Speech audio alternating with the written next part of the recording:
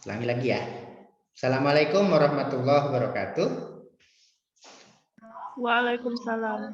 Warahmatullahi wabarakatuh.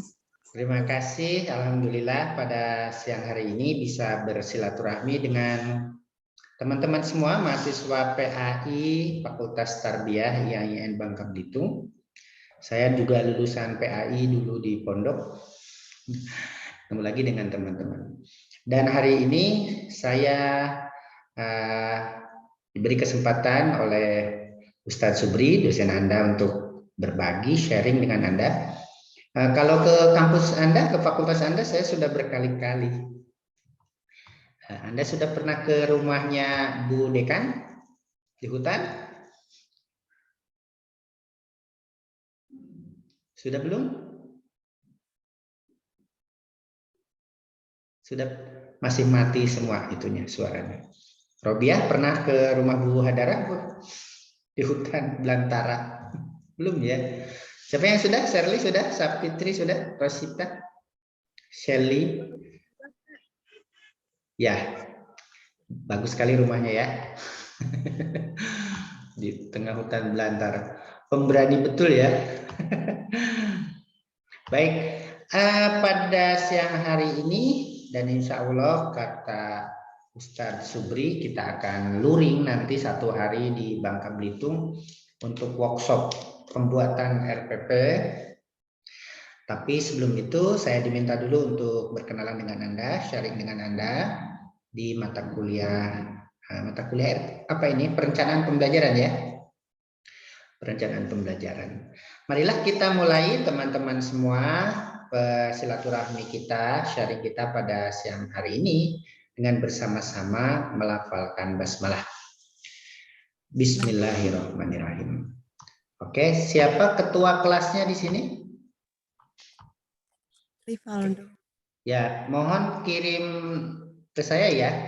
Ini nomor HP saya di chat, nomor WA. Silakan juga kawan-kawan chat ke saya kalau perlu apa, nanti PPT-nya saya sharing, videonya nanti ini recordnya saya sharing. Ini nomor saya di chat ya. Silakan Anda semua WA ke saya, perkenalkan ini nama saya, begini-begini, nanti saya simpan nomornya. Oke. Anda sudah kenal ya, mungkin diperkenalkan oleh Pak Dr. Subri. Nama saya Roni Ismail, saya dari UIN Sunan Kalijaga Yogyakarta, dosen di UIN. Kalau aslinya kira-kira dari mana? Dari gaya bicara saya.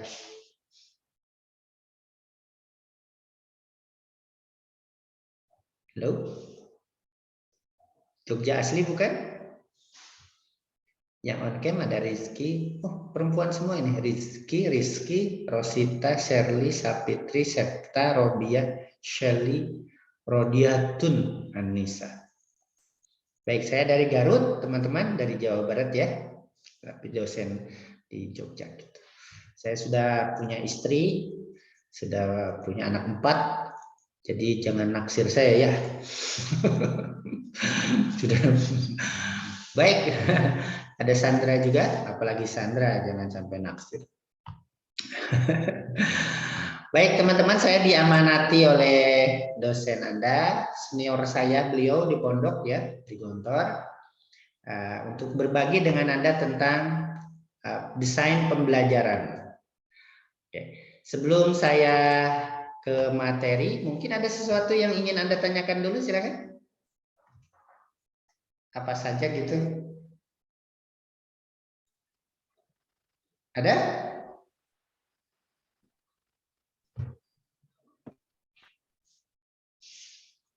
Nggak ada? Gak usah malu-malu loh kalau sama saya. Oke, saya akan presentasi slide by slide, tapi teman-teman kalau ingin bertanya di tengah jalan, tinggal raise hand atau tinggal langsung tanya ya. Tidak usah saya tunggu siapa yang bertanya gitu, gak usah. Oke, feel free ya, free rise environment, feel free, santai saja kita. Oke, sip. Nah, kalau tidak ada pertanyaan berarti kita akan mulai saja. Kita nanti akan kuliah ya jam 14.42. Sudah kelihatan Mbak Rizky, Mbak Robiah? Sudah. Oke, baik. Terima kasih atas bantuannya. Oke, baik kawan-kawan. Ini yang diamanatkan ke Inyong, kata orang Kebumen, ke saya, yaitu untuk sharing dengan kawan-kawan tentang desain pembelajaran ini. Tentu ini bukan hal baru ya. Barangkali ada mata kuliah di Prodi PAI semua ya, tentang desain pembelajaran ini. Oke, desain pembelajaran RPP. Kalau kami di pendidikan tinggi namanya RPS, rencana pembelajaran semester. Nah, Anda kan calon guru toh. Anda bisa S2 nanti kalau sudah S2. Anda sudah bisa dosen nanti kalau S2 atau S3 ya. Di Jogja ya, nanti S2 S3-nya ketemu saya di sini ya. Siapa yang cita-cita jadi dosen? Oke, semoga dilancarkan oleh Allah Subhanahu wa taala dan Anda mendapat cita-cita yang terbaik ya, jalan hidup yang terbaik. Ini dia. Kalau RPP adalah untuk jenjang pendidikan sekolah dasar dan menengah. Apa RPP itu? Singkatannya? Rencana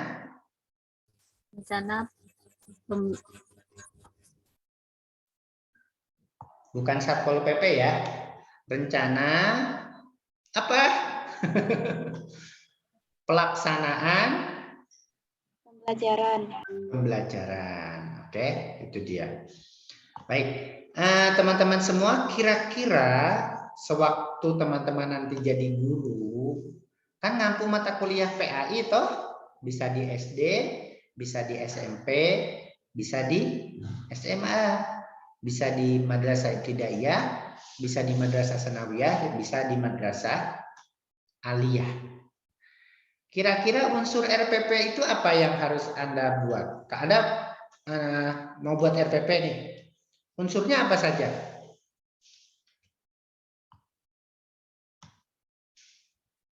Halo?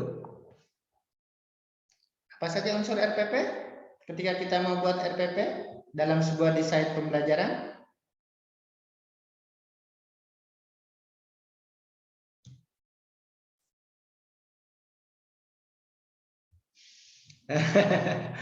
Ayo jangan malu-malu. Yang jawabannya betul nanti dapat hadiah kuota dari ketua kelas. 10 giga. Siapa ketua kelasnya? Oke. Apa unsur RPP? Ayo dibuka itunya. Di-unmute suaranya. Septi, Sapitri, Septa, ada Septi ya. Oh ini kembar. Septa and Septi. Silviana, Sandra, Shelly, Saska. Namanya nama artis semua ya. Bukan nama orang Jogja ini. Oke, teman-teman, mohon tidak malu-malu. Tentu kalau kita membuat desain pembelajaran, unsur utamanya ini dia. Ada konten, tentu ya. Apa konten? Materi kan, bahan ajar toh. Kemudian ada kompetensi, dan ada strategi, dan ada evaluation. Ini sebagai sebuah learning cycle. Anda jadi dosen, Anda jadi guru. Saya sedih kemarin teman-teman waktu hari guru, karena nggak ada yang ngucapin selamat hari dosen gitu. Kalau guru banyak yang ngucapin. Anak saya dua-duanya yang di SD itu buat konten video yang diupload di YouTube untuk dilombakan selamat hari guru. Hari dosen nggak ada ya, kasihan banget ya. Hari dosen nggak ada. Oke. Tapi nanti kita lihat apa toh makna guru, karena dosen pun hakikatnya fungsinya adalah guru. Oke. Anda jadi dosen, jadi guru, ketika membuat RPP, unsur minimalnya ini, konten, kompetensi, strategi, evaluasi. Nanti materi ini saya berikan ke ketua kelas atau siapapun yang WA ke saya. Japri, nanti saya kirim materi-materi ini ya. Termasuk rekodnya nanti. So, unsur RPS itu yang minimal ada 4 ini. Unsur utama, yaitu materi atau bahan ajar, atau materi pembelajaran, kemudian kompetensi, kemudian strategi atau metode, dan yang terakhir evaluasi. Oke. Ada satu lagi mungkin menurut Anda kurang, apa dia? Sewaktu mengajar, membuat rencana pembelajaran, apa kira-kira? Ribdah, Robiah, Rizky, Septi, Sapitri, Septa, Septi mana tadi? Sekar, Salmini, Sekarsari, Saska, Shelly, Chandra. Inilah dia. Selviana. Mungkin media. Di mana media, kawan-kawan? Kan ada mata kuliah media ya. Gitu? Di mana media? Media bisa dikelompokkan ke strategi pembelajaran karena sewaktu menentukan satu strategi dalam mengajar, kita juga menyiapkan media-medianya. Ada kartu ya, ada potongan kertas, ada alat peraga, dan lain-lain. Tapi boleh juga disendirikan.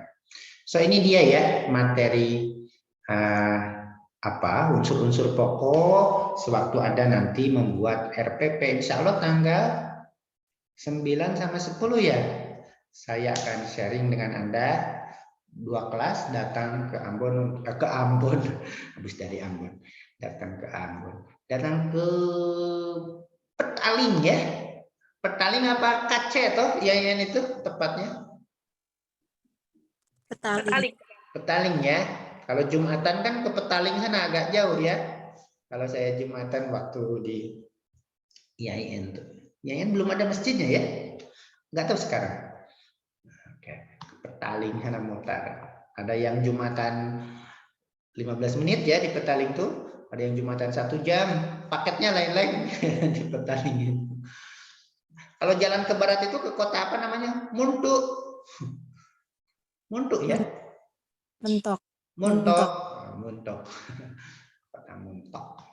Oke, ini dia ya unsur minimal. Jadi teman-teman nanti sewaktu jadi guru ngajar PAI, pertanyaannya waktu buat RPP, materinya apa untuk PAI kelas 1 SD? Materinya apa untuk PAI kelas 1 SMP? Materinya apa untuk PAI kelas 1 SMA? Kemudian kompetensinya apa? Metodenya gimana toh? Cara ngajarnya di RPP itu dituliskan dan bagaimana juga mengevaluasinya. Oke. Nah, kawan-kawan, saya ingin mengenalkan sedikit tentang KKNI. Ada yang mengenal apa itu KKNI? Ada yang pernah mendengar kata sebelumnya? Kata KKNI? Masa? Kalau KKN ada ya? Kuliah kerja nyata. Kisah kasih nyata. Ada yang dapat jodoh selama KKN ya? Dari teman KKN atau dari orang desa. Ada yang kecantol nggak pulang ke kampus, nikah di kampung di lokasi KKN itu ada. Baik, KKN ini adalah kerangka kualifikasi nasional Indonesia. Nah, teman-teman sekarang kuliah di S1 PAI ini ada jenjang 1 sampai jenjang 9. Yang tertinggi 9. Nah, teman-teman sekarang kuliah di S1 itu jenjang berapa kira-kira?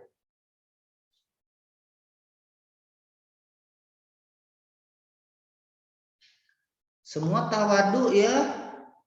Gak mau menjawab. Gak apa-apa agar ria dikit. Kan ilmu. Tawadu semua sih. Dan yang paling ganteng sini Sandra Jopi. Yang lain cantik semua ini. Oke. Teman-teman sekarang kuliah di S1 PAI itu ada di jenjang 6 di KKNI. Apa kemampuan yang harus teman-teman kuasai adalah analisis, analyzing. Jadi mata kuliah apapun kemampuannya harus analyzing, analyze. Mampu menganalisis, mampu menganalisis. Jangan mampu memahami, mampu menjelaskan. Itu di bawah. Oke, S1 itu di sini. Oke, S1 Anda kuliah di sini ini. Nah, so teman-teman, nanti jika teman-teman jadi guru PAI di sekolah dasar, itu di sini di jenjang 1. Oke, kemampuannya sederhana, jangan samakan dengan S1. Itu ya. Tapi kalau teman-teman jadi guru sekolah menengah, itu di sini, SMP, SMA itu di sini. Kalau ini SD. Ini SD. Kalau yang ini SMP dan SMA. Sekolah menengah. Nah, teman-teman harus tahu itu ya. Oke. Oke, dia. Tulisannya jelek kalau pakai ini. Oke. Ini dia. Maka teman-teman sekarang belajar di S1 itu jenjang 6 di KKNI. Kerangka Kualifikasi Nasional Indonesia.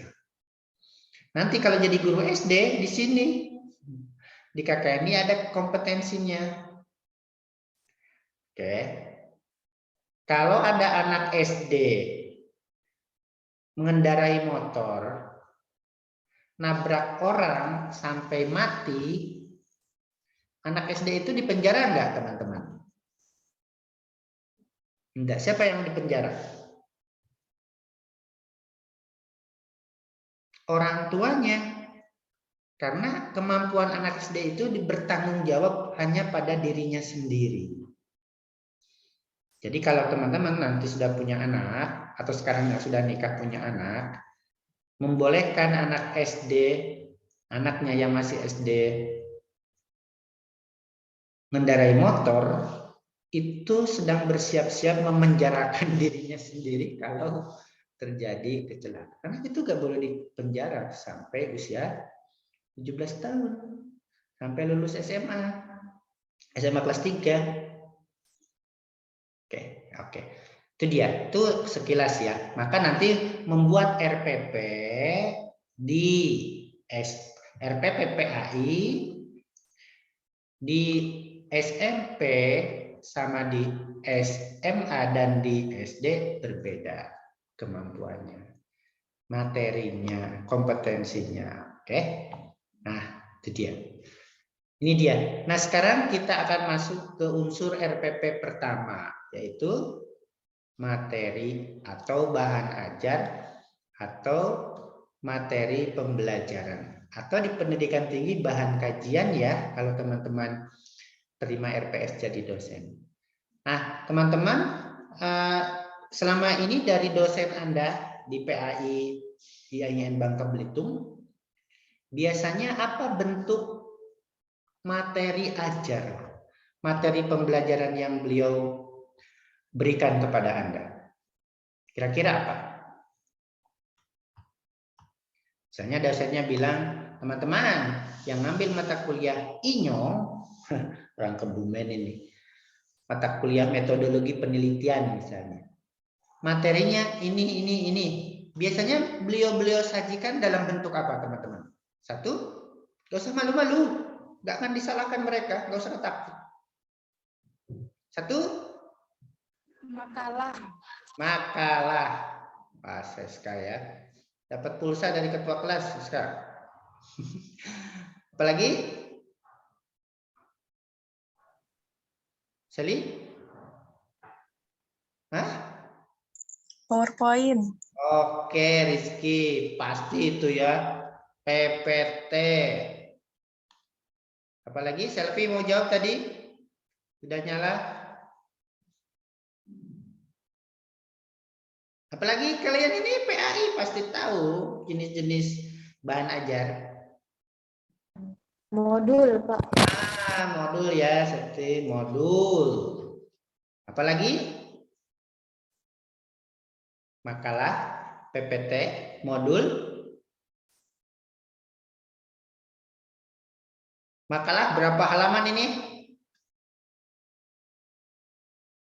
Mungkin 20 halaman ya. Ada yang 20 halaman. PPT berapa buah ini tadi? Berapa PPT ini? Satu semester. Kalau satu pertemuan aja 10, maka satu semester bisa ada PPT 140 ya. Buku modul ya sekitar itu ya. Mungkin ada yang 50 halaman. Mungkin buku toh, kata si dosen, semua materi mata kuliah saya diambil dari buku saya. Semua wajib beli. Masih ada dosen gitu? Yang tidak beli tidak dapat nilai A. Maksimal nilai B. Masih ada di beberapa tempat toh. Oke. Buku bisa sampai berapa halaman teman-teman kalau buku? Bisa sampai 200 halaman ya. Nah, nanti kalau kita jadi ketemu langsung, workshop langsung, saya akan berbagi dengan Anda cara mendesain bahan ajar, materi ajar hanya 1 halaman saja. Tidak 140, tidak 50, tidak 200. 1 halaman saja. Kira-kira apa namanya? Sudah diajarkan oleh dosen Anda cara mendesain materi ajar hanya dengan 1 halaman. Oke, saya akan sharing kepada Anda nanti. Ini dia peta konsep. Ini dia. Gimana bukti konkretnya? Ini dia. Mana lebih sederhana, mana mudah diingat teman-teman. Materi 1 semester dalam bentuk buku, modul, PowerPoint, apa tadi? Buku dengan peta konsep yang 1 halaman ini. Mana yang mudah diingat? Teman-teman melihat sekilas saja mudah mengingat kan? Mudah, karena sesuai dengan apa? Teori kognitif kan? Dengan psikologi kognitif. Apa yang tergambar itu yang akan mudah terekam oleh kognisi kita, oleh otak kita. Nah, nanti saya kan setelah lihat wajah teman-teman nih, kalau di bandara ketemu kan tentu ingat, ini wajah, saya ingat wajah ini. Teman-teman juga gitu ya, ketemu orang, saya ingat wajah ini, tapi siapa namanya? Nah, artinya memang natur atau tabiat otak kita mudah mengingat apa-apa yang tergambar daripada yang ternarasikan beberapa halaman. Oke. Nah, ini mata kuliahnya mata kuliah statistik. Mungkin nanti teman-teman kan buat PAI ya. Apa saja materinya? Ini statistik. Di mata kuliah statistik ini, menurut si dosen, materi-materi pokoknya 1 semester adalah ini dia. 1 data, 2 sampel populasi, 3 variabilitas, 4 distribusi frekuensi, kemudian masalah rata-rata, kemudian analisis korasional, dan analisis komparasional. Teman-teman mudah mengingat. Nah, oke. Kemudian peta konsep ini begitu. Nah, ininya, definisinya, gambar tadi, konsep-konsep pokok. Konsep pokoknya yang 7 ini. Nanti ini dikirim PowerPoint-nya semua ya ke teman-teman. Kemudian hubungan-hubungan yang mengaitkan antar konsep. Nah, di mana hubungannya? Ini panah-panah ini. Ini hubungannya. Ini hubungannya. Oke. Hubungannya ini panah-panah ini. Selanjutnya diagram peta yang merepresentasikan hal-hal penting. Oke. Ini dia. So, berasal dari psikologi kognitif. Itu dia, gampang sekali. Gimana buatnya? Gampang sekali. Satu, brainstorming. Brainstorming itu curah gagasan. Kalau teman-teman, kalau di dosen begitu ya teman-teman. Kalau kalian guru nanti insya Allah, amin ya. Materinya sudah ditentukan ya di buku paket ya. Seragam. Jadi mungkin tidak perlu brainstorming. Tapi kalau di kami dosen kan diserahkan ke dosen toh mau ngajar materi apapun. Kemudian tentukan 6 atau 8 konsep utama. Ini ada berapa tadi? Ada 7 ya. Oke. Setelah itu buat gambar. Nah, ini gambar tadi ya. Setelah digambar, di apa teman-teman? Hubungkan antara konsep itu. Nah, dihubungkan. Setelah dihubungkan baru dikata-katain. Nah, dikata-katain. Beri label. Mana dia? Nah, ini. Didapat. Oke.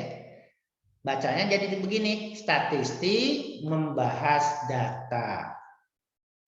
Data menentukan analisis korelasional.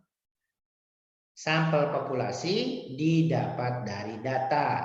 Data dibuat distribusi frekuensi. Distribusi frekuensi dilakukan dengan analisis korelasional dan komparasional. Data distribusi frekuensi dihitung dengan masalah rata-rata. Variabilitas distribusi frekuensi dihitung variabilitas. Sampel populasi menentukan variabilitas menentukan analisis komparasional. Jadi gampang kan teman-teman buat peta konsep dan itu sangat mudah diingat oleh si murid. Oke. Ini dia. Saya kira ini penting untuk teman-teman pertimbangkan sebagai calon guru dan nanti kan teman-teman akan PPL apa PKL ya? Nah, buatlah materi hari itu misalnya satu sesi dengan peta konsep ini. Tentu teman-teman siswa akan lebih mudah. Oke, itu dia ya teman-teman cara membuatnya. Cara membuat peta konsep ada di link YouTube saya ya. Nanti saya kirim. Mohon kirim WA ke saya ya masing-masing supaya saya kirim link YouTube ini. Bisa ditonton di situ. Jangan lupa kasih subscriber ya, saya lihat. Subscribe. Sekar.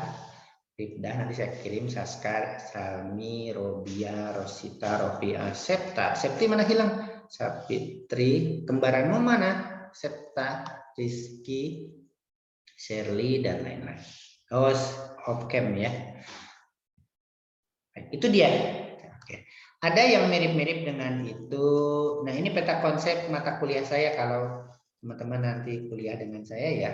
Peta konsepnya 8 materi ini. Tapi setelah di-copy agak hancur ini.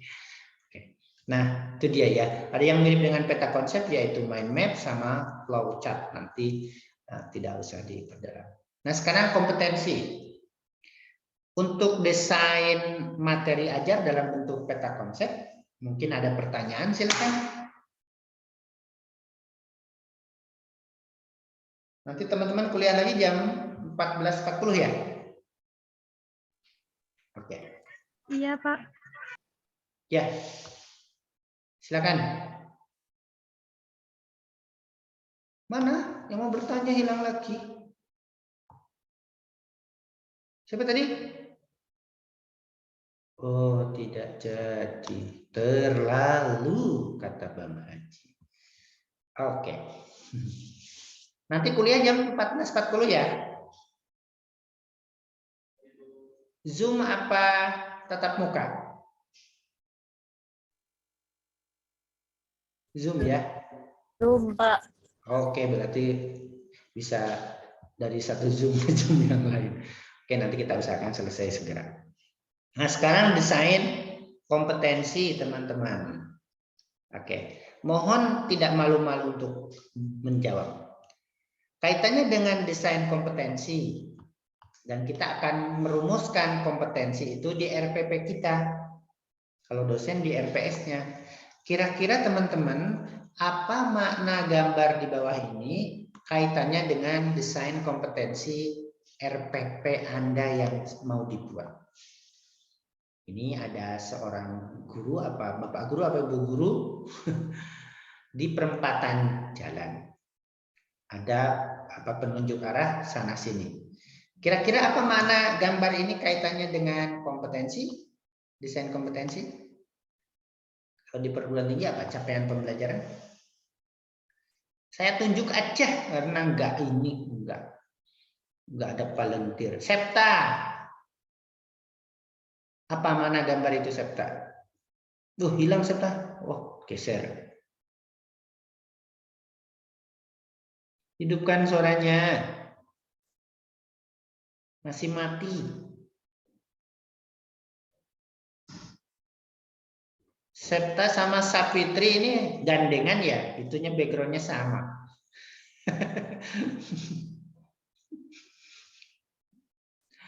Hilang Septa. Walah, ketendang mungkin. Septa masih mute, di unmute.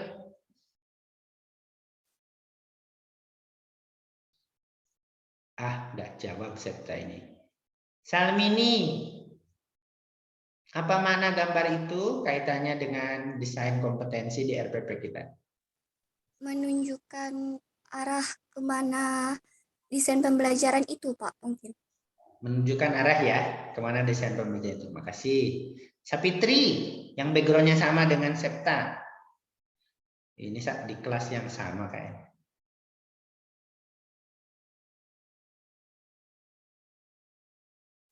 Lah, malah nanya orang. Dirimu kira-kira apa? Siti Sarah. Siti Sarah?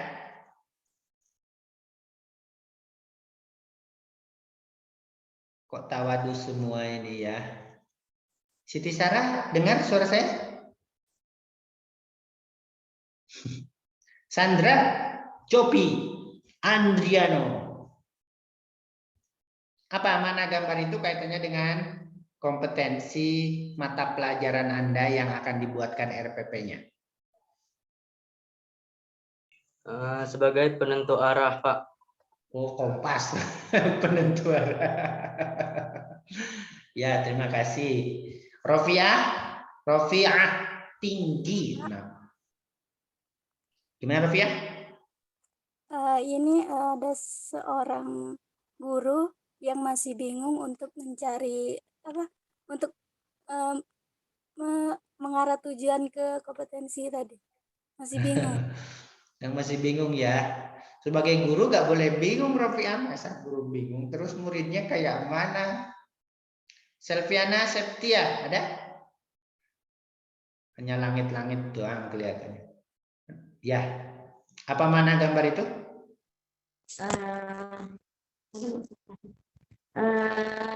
Di mana pada gambar di situ menunjukkan bahwa orang guru menentukan bagaimana seorang seorang guru dalam kemampuan untuk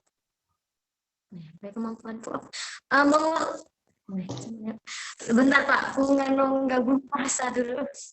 Ya. Bagaimana ditunjukkan gambar situ di mana seorang guru kompetensi itu gimana? Bingung sendiri Anda. Ya, thank you for your try ya, Septiana.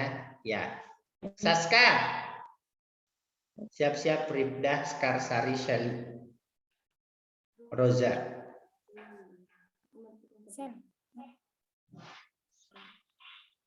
Ya, Pak. Iya, malah tanya, jawab. Ya, makna pada gambar tersebut seorang guru yang mana ingin membuat desain perencanaan dalam kompetensi yang mana kompetensi ini merupakan kemampuan dari peserta didik. Oke. Kemampuan peserta didik ya, Saska ya. Rifda? Desain kompetensi itu berfungsi untuk menentukan tujuan pembelajaran, Pak. Kalau gambar itu maknanya apa? Betul, tujuan pembelajaran.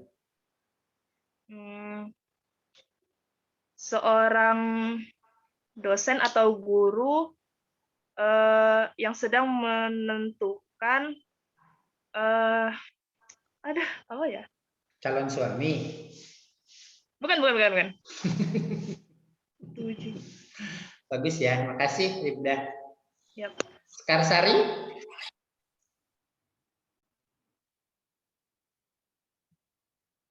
Ya, silakan. Seorang guru yang sedang ketawa kalau itu.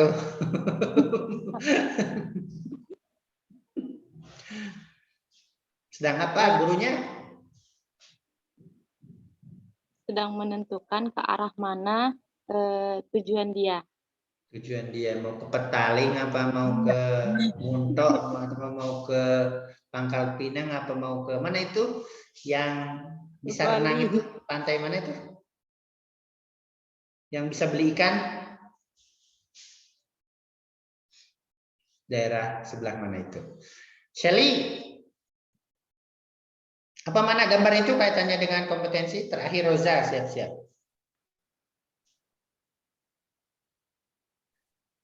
Shelly nggak ada suaranya.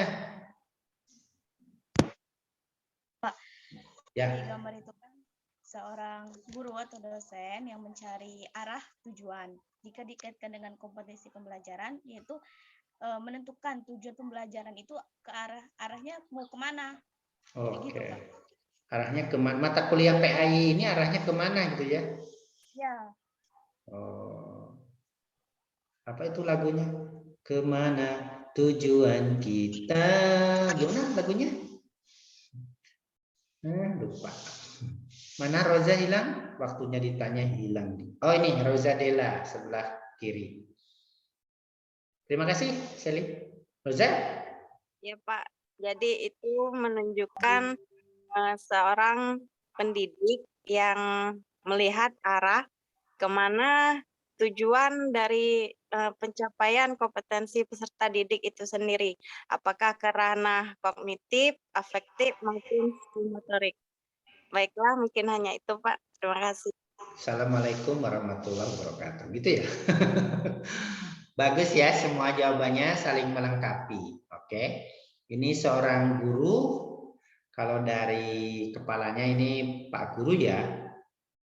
Ini Pak Guru. Kalau dari sepatunya Bu Guru.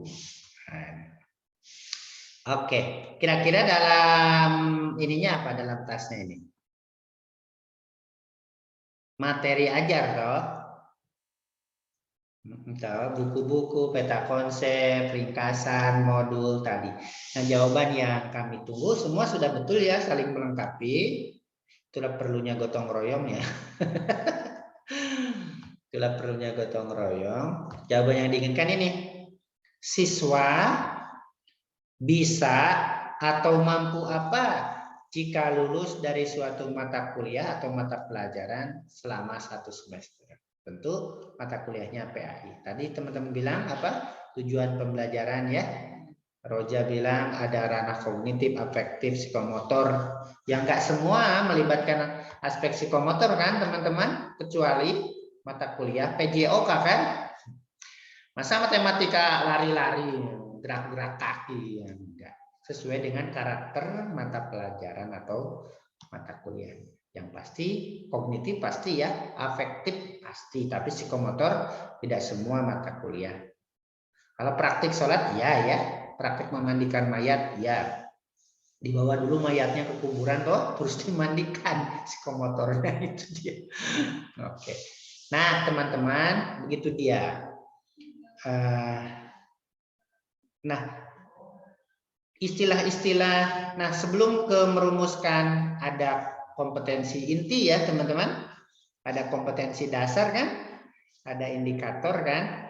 Nah, teman-teman, mari kita lihat dulu penjenjangan capaian pembelajaran di KKNI. Kalau teman-teman mengajar di SD, oke, ini dia. Jenjang 1 sampai dengan 3 saja, teman-teman. Ini kemampuannya, capaian pembelajarannya dikelompokkan sebagai jabatan operator. Oke. Tapi dari jenjang 4 sampai jenjang 6 seperti teman-teman, ini dikelompokkan dalam jabatan teknisi atau analis. Nah, jadi teman-teman di S1 itu kemampuannya menganalisis karena seorang analis. Tapi kalau ngajar di sini tidak. Kalau sholat, pelajaran sholat ya bisa mempraktekkan sholat. Bukan mampu merefleksikan sholat itu di sini. Kalau di sini mampu mengetahui, mampu mempraktikkan urutan wudhu. Nggak usah sampai ke maknanya apa. Oke, kalau itu pelajaran topik wudhu ya, topik wudhu. Nah, itu dia ya. Nanti ini kita diskusi. Nah, bentuk-bentuk desain kompetensi atau capaian pembelajaran suatu mata pelajaran. Sekarang kan ini kompetensi IT, kompetensi dasar, sama indikator. Teman-teman sudah punya contoh RPP? Untuk satu mata pelajaran? Sudah? Alhamdulillah kalau sudah. Kalau belum nanti waktu luring, workshop luring, kalau jadi kita akan buat RPP ya. RPP yang jadi satu hari jadi gitu. Jadi teman-teman praktik langsung. Oke, itu dia. Ada pertanyaan tentang ini teman-teman? Kalau dulu kan Mas teman-teman mungkin zaman enggak zamannya ya, waktu ada tiu, tik, apa kira-kira tiu, bukan itu sweet itu ya. Nah, yang suka sweet sekarang kena Permendikbud nomor 30 loh, nggak boleh. sweet cewek, nah, nggak boleh gitu sekarang, kena Permendikbud nomor 30 itu. Mana tadi yang Sandra, nggak boleh godain cewek di kampus, sweet. Nah, sekarang kena Permendikbud nomor 30. Oke. TIU itu tujuan instruksional umum. TIK tujuan instruksional khusus. Itu yang lama ya. Kalau di bahasa Arabnya itu Gordul Am sama Gordul Host. Agrodul Ta'lim. Nah, dulu saya PAI-nya di pondok di Gontor, jadi bahasa Arab.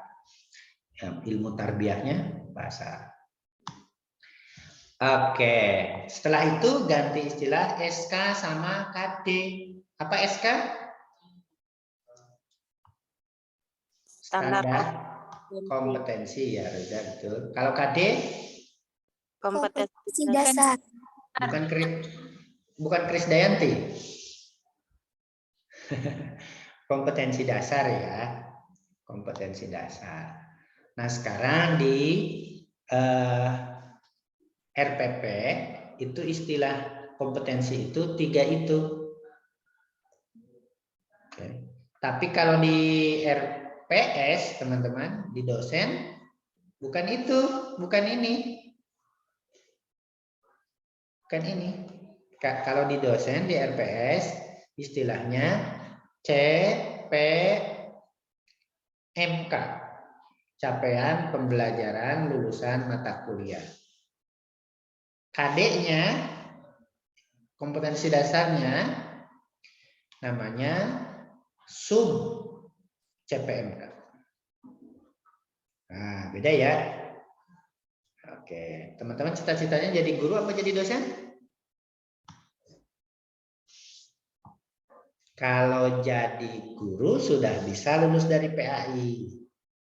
Kalau jadi dosen, Rita, Saska, Selvi, Rosita, Sekar, Seli, Salmini, Septa, Sapitri, Rizky, Rosa, di bawah Sheila, Septi, dan lain-lain, jangan nikah dulu setelah S1. Langsung S2, langsung S3. Kalau cita-cita jadi dosen. Kalau calonnya nggak mau nunggu, bilang, abang cari dulu yang lain lah. Kawin sama yang lain sana. Aku mau meniti masa depan. Aku mau S2, mau S3 dulu. Biar abang dimiliki orang saja. Itu kalian nyari lagi lah. Kalau ingin jadi dosen. Oke? Jadi dosen lah, jangan nikah dulu ya. Setelah S1, S2 di PAI Jogja. Sini. Oke, sip. Itu dia. Ada pertanyaan? Rumusan-rumusannya ada di contoh RPP ya. Saya belum sempat menulisnya. Nanti akan kita praktikan. Oke, silakan. Ada pertanyaan sebelum ke unsur yang ketiga, yaitu strategi atau metode pembelajaran. Silakan. Adakah? Masa nggak ada? Nggak percaya? Nggak ada. Pasti pengen nanya. Ayo? Nggak ada? Oke, baik. Anda ini tawadu semua, Masya Allah. Orang Bangka ini luar biasa. Oke. Baiklah, teman-teman semua. Sekarang unsur yang ketiga dari RPP yaitu strategi atau metode ya, dalam bahasa Inggris itu strategi, teman-teman, strategi gitu. Tapi kalau dalam bahasa Arab juga torikoh ya, torikoh ta'lim, turuk ta'lim.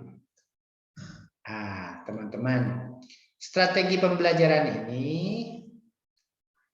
dan yang dengan konten, dengan kompetensi, dengan evaluasi ini, keempatnya merupakan learning cycle. Ini kan ada cycle nih. Satu kesatuan, tidak bisa dipisahkan. Seia sekata, tidak ada dusta antara mereka. Kalau ingat lagu itu. Seia sekata, tidak ada dusta di antara mereka. Oke, pertanyaan saya teman-teman, apa hubungannya strategi dengan kompetensi? Halo? Apa hubungan strategi pembelajaran dengan kompetensi yang ada, dan itu semua sebagai unsur RPP? Hubungannya apa? Jangan dijawab erat sekali karena erat sekali. Apalagi jangan dijawab hubungannya baik-baik saja. Karena bukan itu maknanya. Kira-kira apa hubungannya? Kompetensi dengan strategi dengan kompetensi atau kompetensi dengan strategi. Apa mana hubungannya? Maknanya? Halo? Apa maknanya antara dua ini?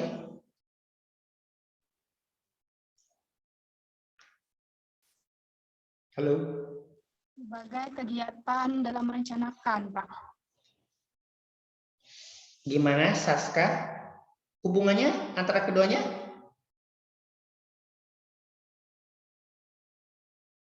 Merencanakan?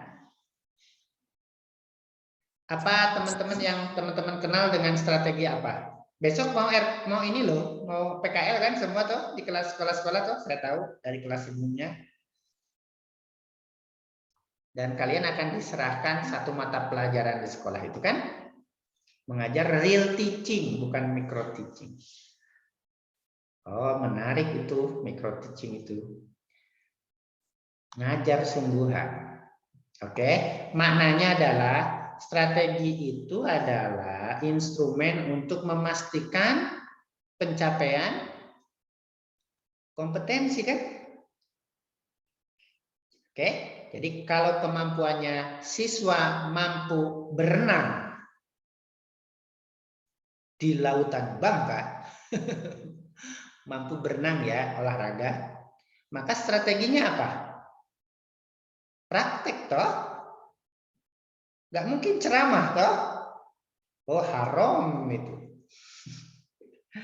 Oke, so sekali lagi, strategi adalah instrumen untuk hubungannya dengan ini untuk memastikan pencapaian kompetensi, baik kompetensi inti, kompetensi dasar maupun indikator. Itu ya teman-teman. Nah, kawan-kawan semua itu harus teman-teman tahu. Termasuk dalam konteks ini teman-teman harus tahu makna itu.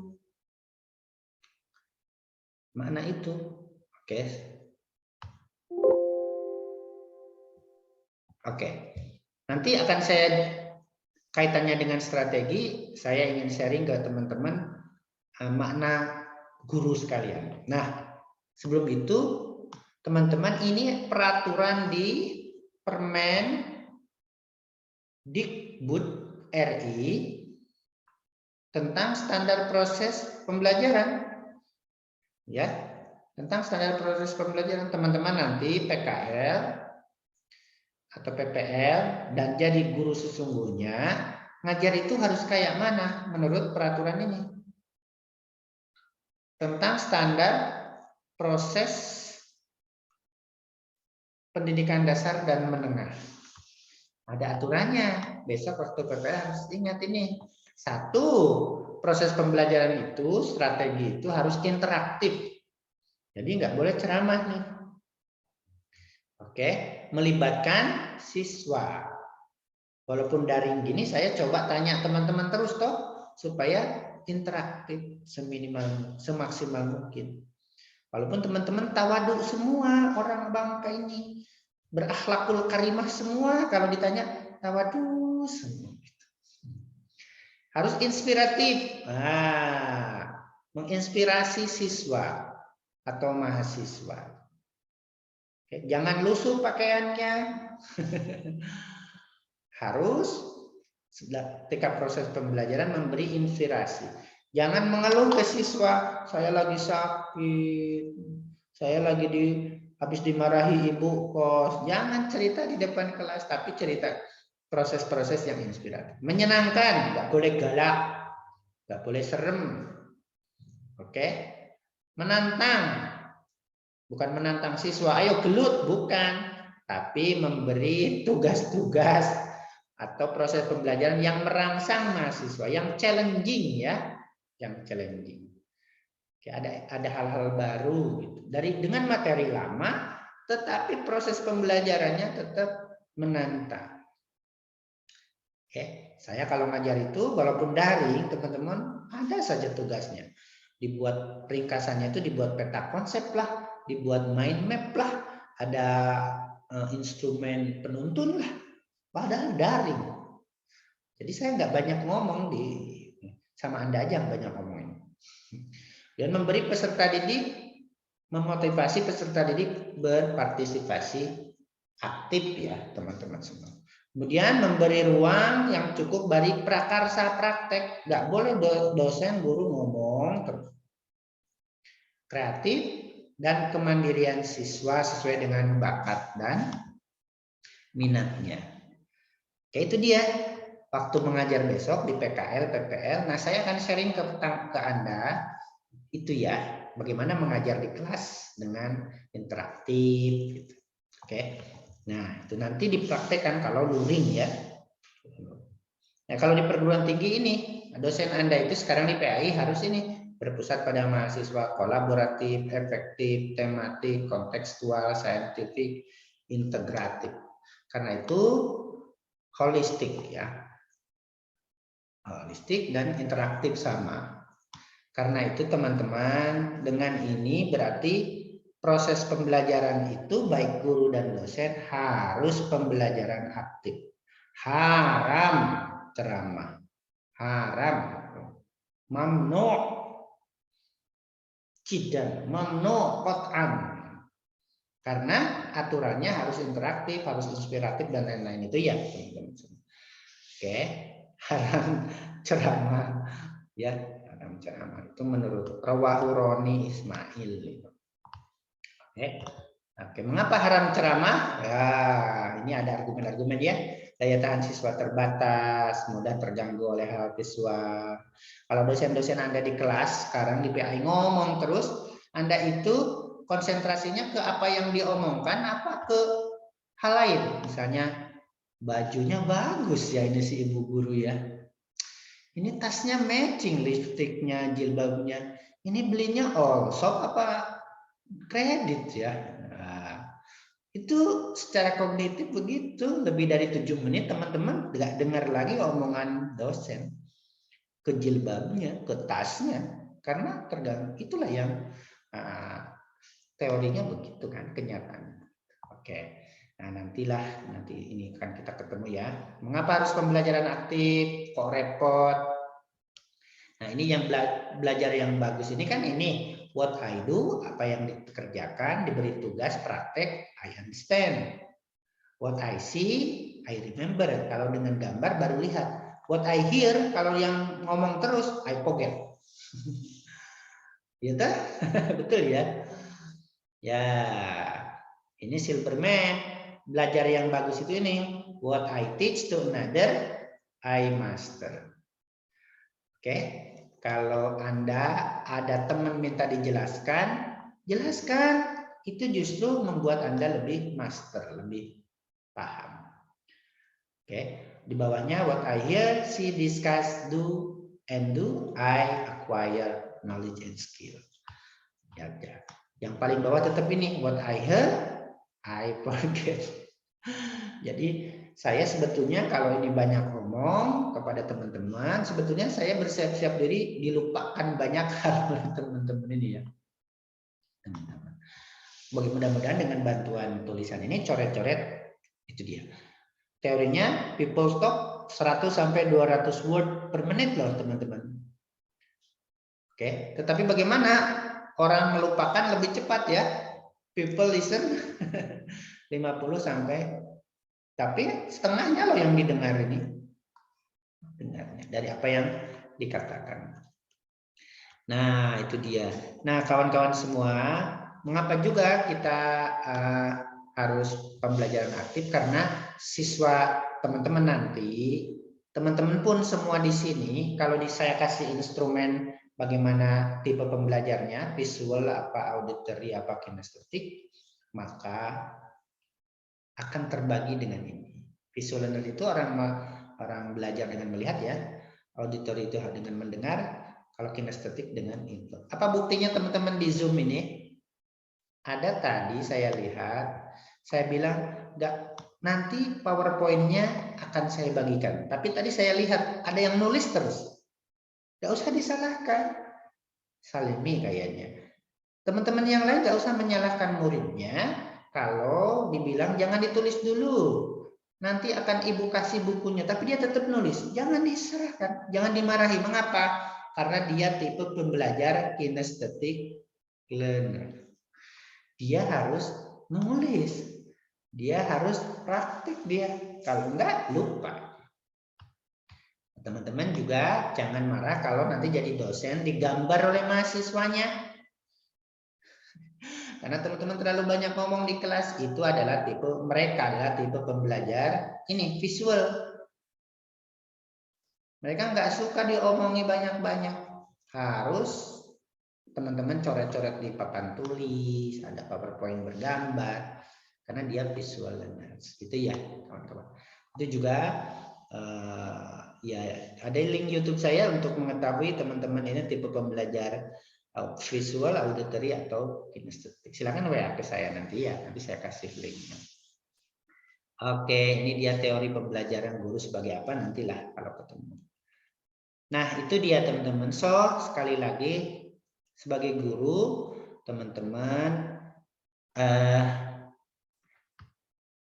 ya gimana? Bukan haram ya, hindarilah ceramah ya. Mengapa? Saya akan menjelaskan ini. Guru.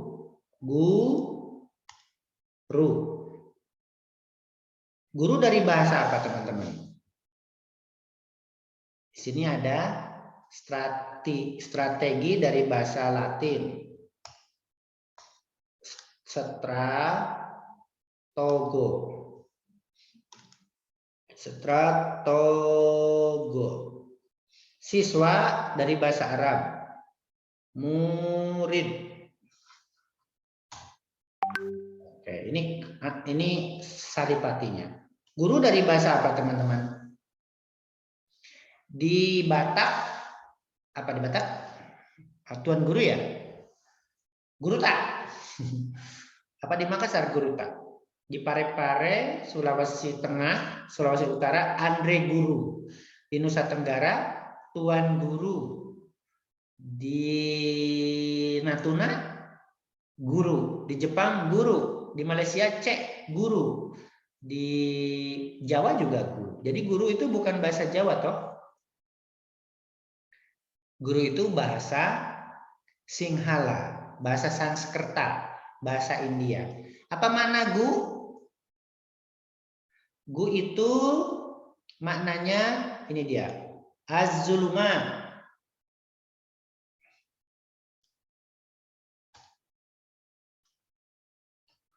Kegelapan. Belum bisa, belum paham. Ru, tanwir.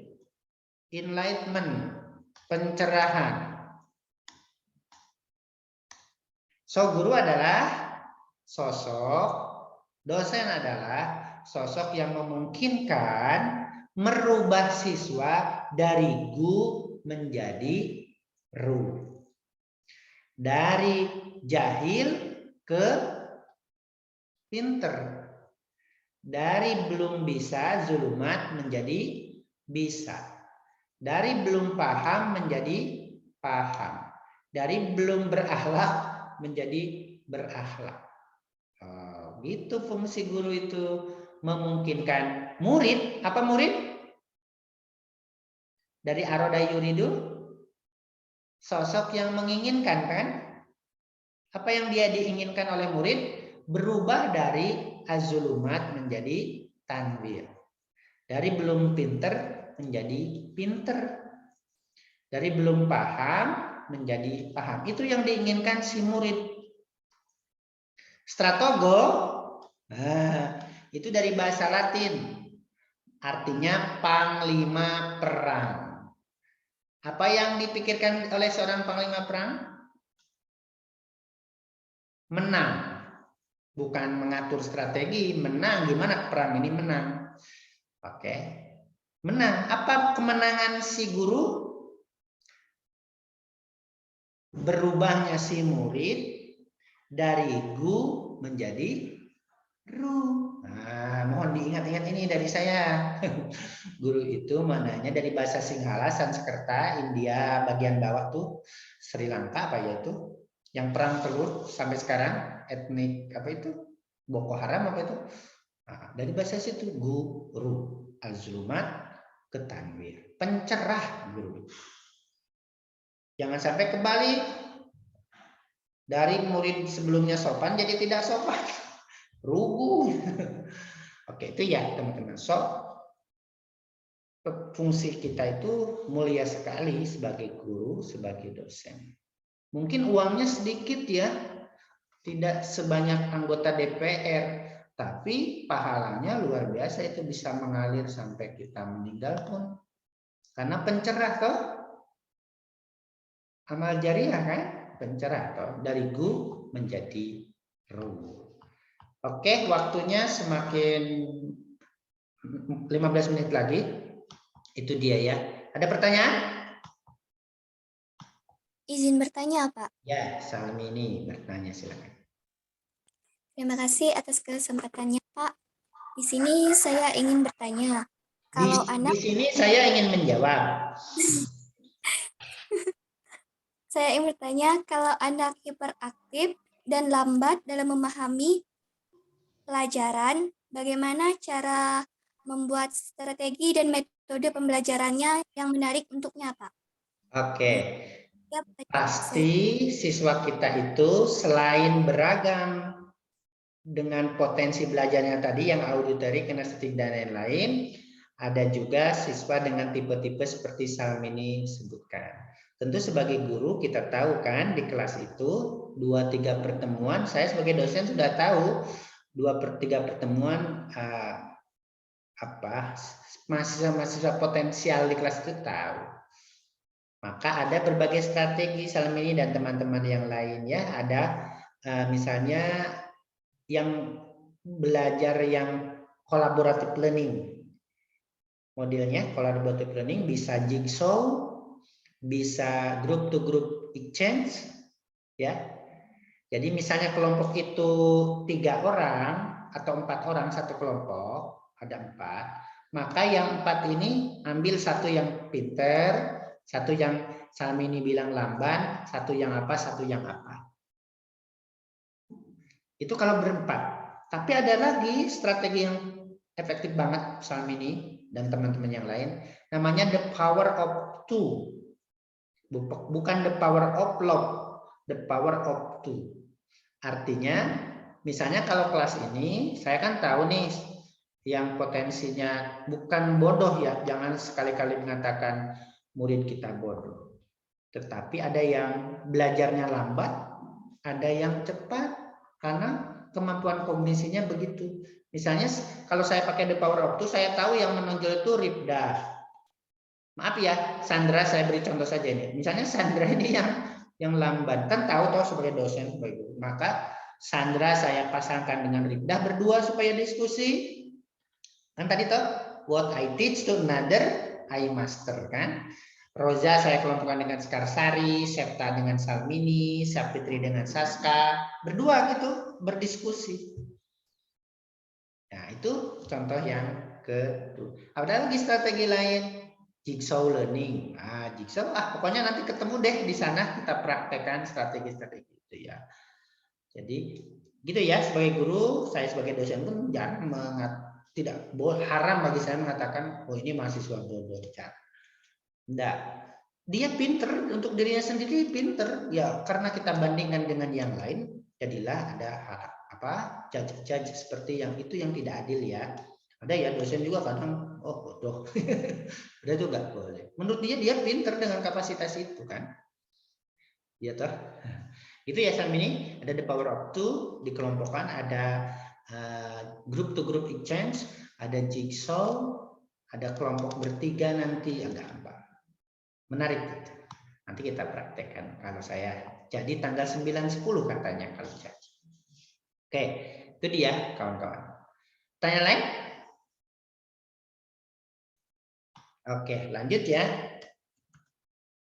Terakhir, ininya nggak mau geser PowerPoint-nya, priwe. Ya, up. Oke, oh ada itu tuh.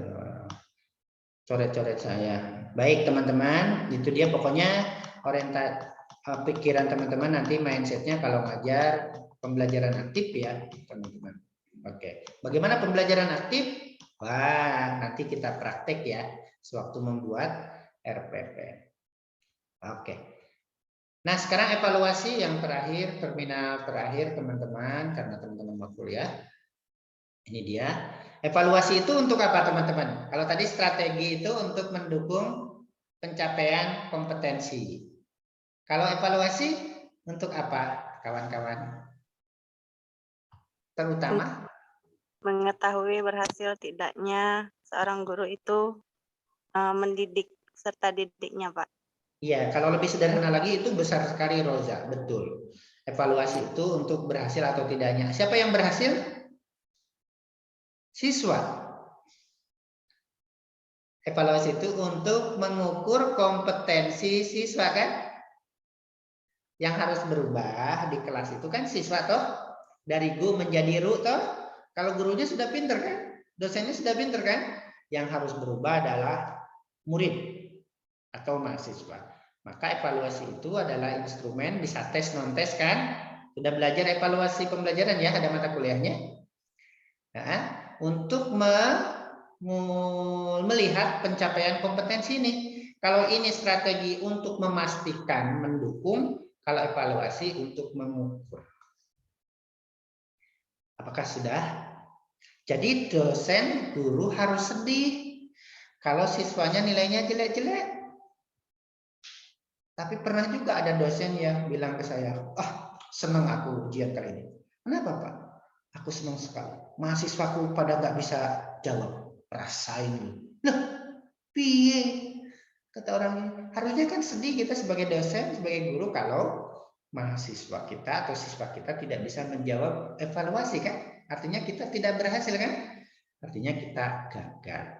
Padahal kita dibayar negara, digaji kan untuk mencerdaskan siswa, merubah dari gu menjadi ru. Ah, ingat ya. Kalau ingat nama saya Roni, ingat dari gu menjadi ru. Oke, dievaluasi ya. Pernah terjadi ini waktu evaluasi? Bola matanya masgul. Dan ini yang nulis rumus di paha, di tangan. Oke. Oh, ini. Berarti evaluasinya masih menakutkan. Evaluasi itu bukan keadaan menakutkan, tapi menggembirakan harusnya. Evaluasi itu menggembirakan. Oke, sip. Nah, karena evaluasi itu untuk mengukur kompetensi mahasiswa kita atau siswa kita, teman-teman sebetulnya sewaktu ngambil mata kuliah, misalnya ada mata kuliah evaluasi pembelajaran, di pertemuan pertama mahasiswa itu seharusnya sudah tahu toh soal-soal UTS dan UAS kalau ada UTS dan UAS. Dari mana tahu? Sudah tahu itu. Dari mana? Dari rumusan kompetensi toh. Kalau di RPS dosen, silabus dosen, nomor 1, mahasiswa mampu menguraikan pengertian tes dan non-tes. Soal UTS-nya harusnya apa teman-teman? Wajibnya apa? Mampu membedakan tes dan non-tes. Evaluasi tes dan non-tes. Apa soalnya harusnya? Bedakanlah kan? Kalau mampu membedakan, bedakanlah. Soalnya di situ. Jadi seia sekata tidak ada dusta antara materi, kompetensi, strategi dan evaluasi. Kalau kemampuannya sub CPMK-nya kalau di RPS mampu menguraikan, maka soalnya uraikanlah. Jangan bagaimana menurut Anda. Kalau menurut Anda, kalau ada soal dari saya, bagaimana menurut Anda titik. Ya harus betul semua karena menurut kalian kan. Menurut kalian itu soal nggak bermutu kalau ada dosen kalian seperti itu. Bagaimana menurut Anda? Kalau Anda jawab menurut saya nggak penting, ya harus betul. Wong itu menurut Anda kok. Artinya tidak sesuai dengan CPMK maupun sub CPMK. Nah, itu dia pembelajaran yang sehat dan menyehatkan. Seperti itu. Oke, teman-teman semua, tadi sudah ini. Nah, tes itu harus edukatif, teman-teman, mengevaluasi ya. Harus mendidik, jangan menyiksa. Harus otentik, harus objektif. Wah, karena sesama orang muntok, wah lulus. Jangan begitu. Harus akuntabel, bisa dikoreksi siapapun, harus transparan. Oke, kawan-kawan, kalau teorinya ada ini, nanti kalau ketemu langsung kita jelaskan, deh. Ada honesty, prinsip tes yang berada balance, ada organization, nah itu teoritik. Bagaimana bentuk-bentuk evaluasi pembelajaran? Banyak ya, ada nah ini intinya di sini evaluasi itu ada tes, ada non tes, ada tes alternatif. Ini di pendidikan tinggi lebih sini ya. Kalian kan dinilai kan kalian partisipasinya, papernya, praktiknya, proposalnya ya. Ada project, ada presentasi kehadiran, ada portofolio, ada presentasi makalah, ada performance, ada progress report. Ini di pendidikan tinggi. Ada non-tes itu observasi, wawancara, angket, checklist. Kemudian yang tes itu dari segi waktu ada yang formatif kan, ada yang tengah-tengah toh, ada yang sumatif yang di akhir. Dari bentuknya ada lisan, ada tulis. Tulis itu ada objektif, ada subjektif. Yang objektif itu betul salah, ABC, multiple choice, matching, menjodohkan. Sedangkan yang subjektif, yang kadang ada yang jawab sejengkal, 2 jengkal, 2 lembar, essay, dan short answer. Inilah bagian-bagian evaluasi dan nanti akan saya kirimkan ke teman-teman PowerPoint-nya. Ketua kelas atau siapapun mohon untuk WA saya supaya saya kirim. Oke teman-teman, ini kalau pengertiannya saya kira ini ya unsur-unsur utama RPP, ada materi, ada kompetensi, rubrik ya. Waktu mengevaluasi Anda belajar rubrik ya. Ini semua inti-intinya, ada strategi dan ada evaluasi. Sangat senang sekali saya kalau di antara teman-teman ada yang bertanya, sharing singkat ini. Silakan.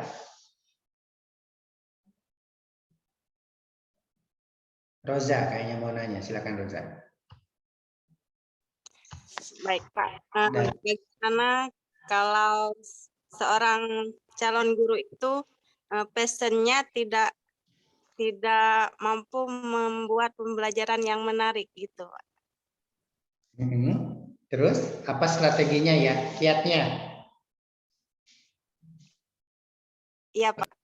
Oke, pertanyaan yang kedua. Tadi katanya ada 3 pertanyaan, Roza.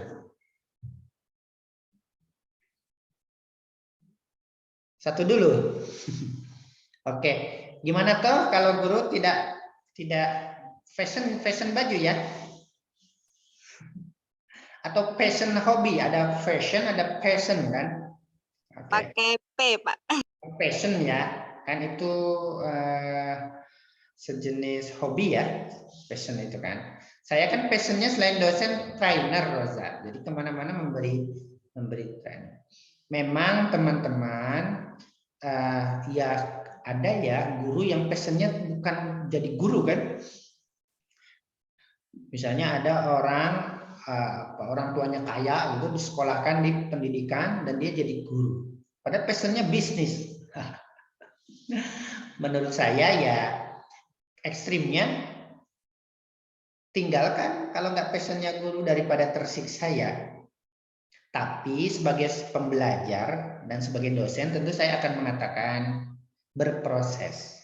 Berproseslah, belajarlah untuk menjadi guru. Kalau itu sudah guru PNS misalnya kan, sudah PNS, tes PNS jadi guru. Nggak bisa lagi, itu harus jadi passion. Bagaimana caranya? Belajar, training, ikut training kan. Ikut training, sharing dengan teman. Nah besok teman-teman kan mau PKL apa PKL kan? Saya tahu ada infonya. Kan akan mengampu satu mata pelajaran di kelas real teaching kan? Nah teman-teman kalau nggak passion guru, belum passion toh, sekarang kan masih belajar. Teman-teman micro teaching dulu sama satu kelas. Roza maju gurunya, yang lain berrole play sebagai siswa. Nah, nanti setelah Roza praktek, minta masukan dari temannya. Kekurangan saya apa? Suaranya kurang keras Roza, terlalu merdu. Nah, saya gitu. Catat, perbaiki. Apa yang lain? Itulah tulisannya nggak kebaca siswa, jelek. Gedein tulisannya. Tulisan saya nggak bagus Roza, tapi kalau nulis di papan tulis maka saya besarkan. Misalnya kok berdiri terus di sebelah kiri, kenapa nggak di sebelah kanan? Harusnya jalan, nah, gitu. Nah, selesai Roza, maju Robiah, praktik, gitu di kelas. Ya, kalau besok mau PKR. Strateginya apa? Besok saya datang, insya Allah. Mungkin sehari kita bisa mempraktekkan 12 strategi pembelajaran. Roza strategi A, Robiah strategi B, Saska, Salimini strategi yang lain. Bagi-bagi. Kan beda sekolah kok. Walaupun sama nggak ketahuan kan. Ada reading guide, ada info search, ada what the power of two tadi, ada question student have, macam-macam lah besok. Pokoknya kalau ketemu, insya Allah enggak. Pokoknya saya datang ke sana nggak usah dikasih honor. Saya tidur di rumah Sandra, nggak apa-apa, nggak usah di hotel. Sandra kan cowok toh. Itu ya, insya Allah kata Pak Subri jadi. Pertanyaan yang kedua, Roza. Ini Pak, terkait dengan metode pembelajaran di masa pandemi untuk sekarang ini. Kan banyak online. Untuk pembelajaran yang aktif itu bagaimana Pak? Nah, Roza, saya di mata kuliah saya yang sesungguhnya, bukan di mata kuliah ini, itu tetap mempraktikkan strategi pembelajaran aktif, Roza dan teman-teman. Udah saya itu, belum saya upload ke YouTube. Ada perception student have, ada reading guide, ada info search, pernah juga kemarin mind map, pernah mind mapping, pernah konsep map, pernah terakhir teaching feedback. Nanti segera saya upload lah supaya bisa ditonton oleh teman-teman. Itu ada langkah-langkahnya. Langkah 1 tentukan topik, langkah 2 bagi tugas, langkah ketiga apa, lengkap. Semoga saya upload, tapi belum saya kasih musik-musiknya itu loh, lama editingnya loh. Nanti ya, Roza, dan juga sudah ada yang meminta itu memang. Tapi percayalah, kita udah mau luring kan, jangan daring terus. Ya, ada lagi Roza? Sudah Pak, mungkin cukup. Oke, cukup. Makasih ya Roza, mudah-mudahan menjawab. Yang lain, siapa mau bertanya, Raisen? Ayo, sebentar lagi mau habis waktunya. 1 pertanyaan lagi. Ada tak? Nggak ada? Oke. Kalau nggak ada, saya ini dulu ya teman-teman. Coba saya screenshot. Ini sudah saya screenshot tadi kayaknya. Ke Pak Subri yang hadir. Oke, ini maaf. Coba cam on semua, kameranya dinyalain. Saya mau screenshot untuk lapor ke dosen Anda yang sampai akhir ini dia. Oke, ada Sandra Dewi, harusnya ya. Baik, senyum. 1, 2, 3. Oke, sekali lagi 1, 2, 3. 1 sheet doang ini kan? 1 sheet doang. Oke.